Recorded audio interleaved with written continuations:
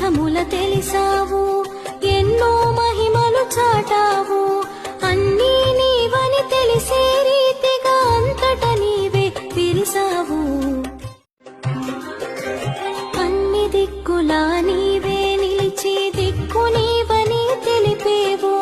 దిక్కుల పాలన చేసేవు, పెద్ద దిక్కై మము కాచేవు. తొలిగా లింగాకృతిని తెలియ సంభవించిన తీర్థమిదియే.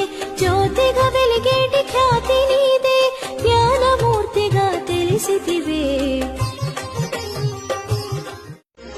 తామస గుణము తొలగంగా సత్వగుణము పెంపొందా. ఆశ్రయించెను ఈ